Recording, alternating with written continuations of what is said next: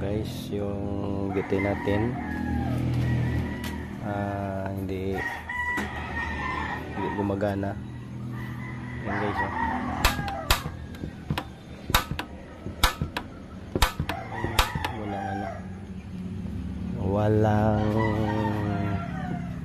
walang ano ni, hindi dito tumitrigger yung ano, yung mag-spark para sa apoy. So ganito lang guys, check natin.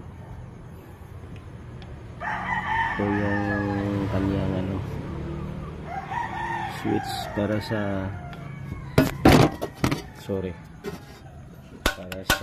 mag-ignite yung ano. So wala ditong ano, wala nga itong ignition, hindi ano, sumisindi. So ganito lang guys, dito yung kuryente i-trace nyo lang yan. So ganito kasi, check nyo kung may ano ba, baka may putol. So ito, tilaan nyo lang ito yung ano, tsaka i-check. Ayan, putol pala guys, putol. So dito pala yung ano, yung trouble, saka hindi siya umi-ignite kasi putol dito. So ang gagawin lang, i-check muna natin, check natin kung nag-ignite. Oh yan, yan guys, kita nyo, ayan, nag-ignite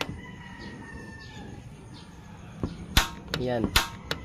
So ito talaga putol dito. So ang gagawin na natin,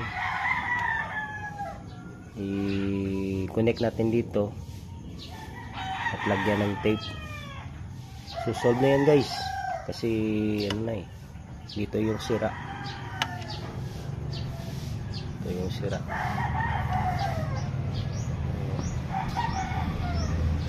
Ayan, ignite siya, ignite. So dito dugtong lang dito, parang ganun. Yan, dugtong na natin dyan para na mag-ignite dito. So yan lang guys yung trouble. So ganito lang guys yung nakuha na natin gamit ang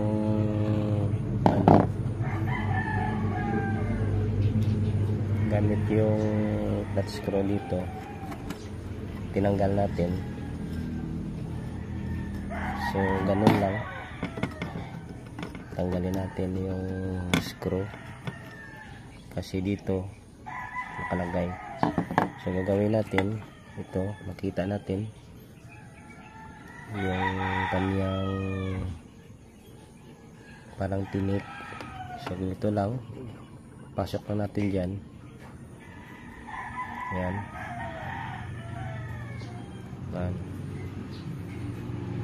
pasok na natin yan.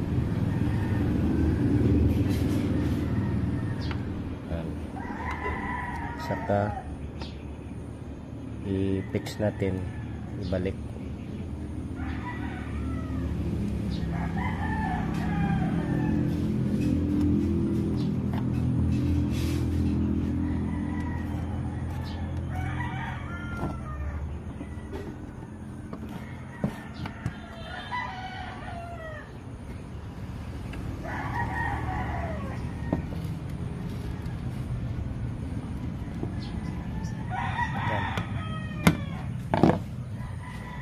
Linisan natin, kunting linis-linis lang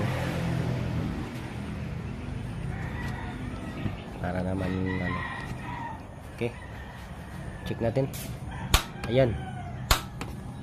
Para. Ayan guys, oh. Ayan. Check natin. Ayan.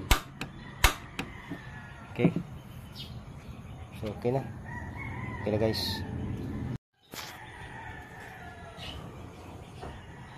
Check natin guys. Ayan.